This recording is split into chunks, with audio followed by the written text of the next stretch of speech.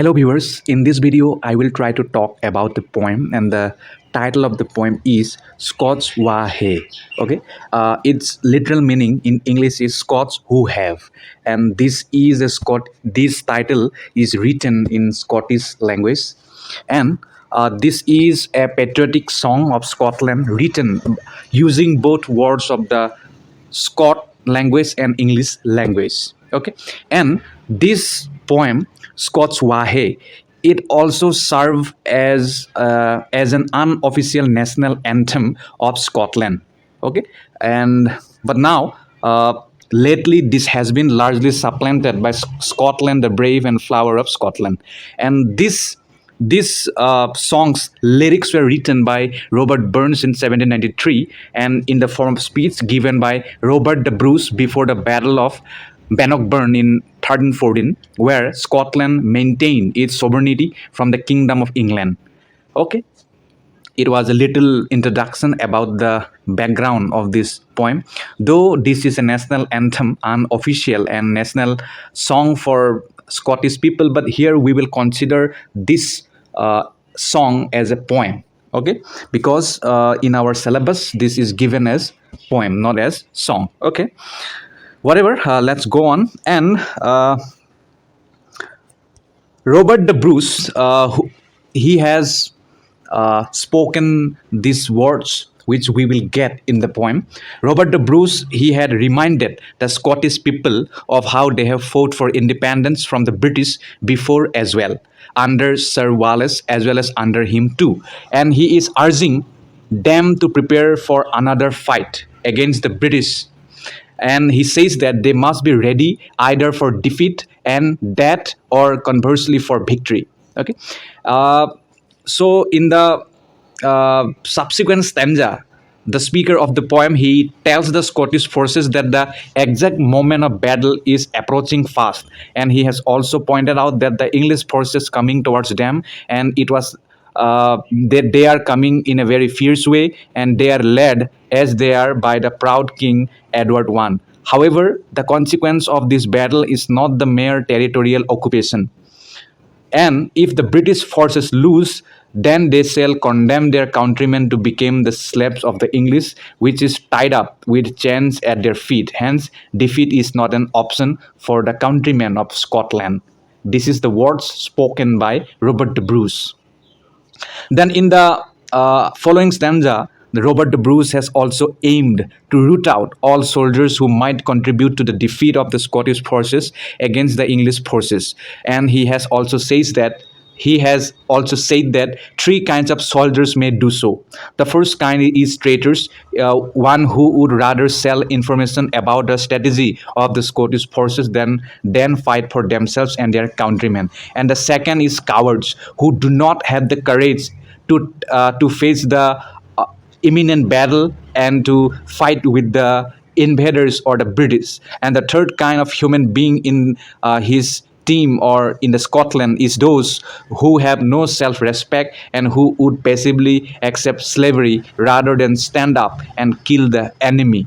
So, to all the three kinds of soldiers mentioned above, Robert the Bruce has told them to turn around and run away from the side of the battle. And because Robert the Bruce knows, he knows that if they are with him in this battle, then he cannot win this battle at any cost. That's why he is reiterating that thing. In the fourth stanza of the poem, Robert the Bruce has explicitly defined, he has defined that what kind of soldier he wants behind him to go into battle with the English forces. He says that an ideal soldier who would be one who would fight not just for himself, but in order to uphold the name and honor of the Scottish king and Scotland's law. And an ideal soldier would be one who is willing to draw a sword and use it with a strong hand for the sake of freedom. Besides, an ideal soldier would be one for whom it is better to fight and die free than to surrender and to live as a slave. And all soldiers who feel they can live up to this are ideal, as told by the Robert the Bruce. And in the fifth stanza of the poem, he has said that what the Scottish forces would fight for. He told them that they would fight against the oppression that the English have always perpetuated upon the Scottish people and causing them both grief and pain. And he has also says that they will fight to free the men that the English forces have tied in chains as the prisoners of war.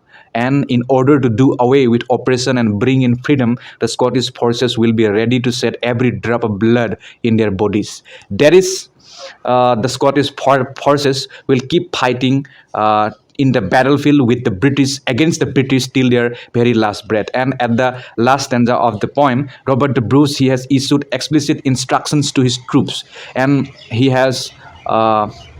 Utterly, he had told them that they must get rid of the pride of the English, who feel that any land is theirs for the taking, and they must take the English, hang their heads in shame and defeat, and they must see every enemy as a tyrant, and therefore destroy each man of the English forces. And in every swipe of their swords, they must realize that there is a potential for liberty, and all this they must accomplish, or else they will die on the battlefield. So that is a little summary of this poem. I hope you have comprehended. Now let's try to read this poem. Scots Wahe, Robert Burns. Scots Wahe, we Wallace Blad, Scots whom Bruce has often led. Welcome to your gory bed or to victory. Now's the day, now's the hour. See the front of the battle lure. See approach proud Edward's power, chains and slavery. So in these lines, I hope you have understood, and you can interpret by yourself. Here the poet is saying that now is the day, now is the hour, means it is the time to fight against these enemies of England, or means from England. And this is the only way to get rid of the chains and slavery which can be brought by Edward the King.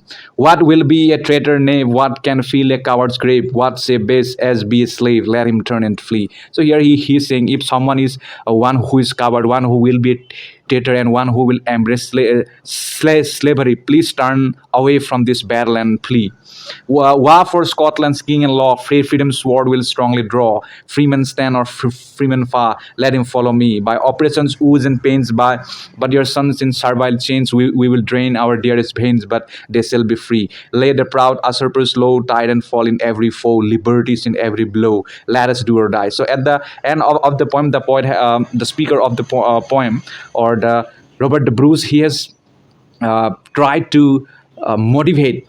He has tried to motivate the soldiers or the countrymen of Scotland to be with him, to fight with their every ounce against the British or against the enemy, so that their new generation, their son and daughters, will not be in any slavery by the British. And he is incessantly trying to say them that if they do not fight now, then liberty will be long gone, and they will be nothing but inferior human beings before British. So in that way it ends.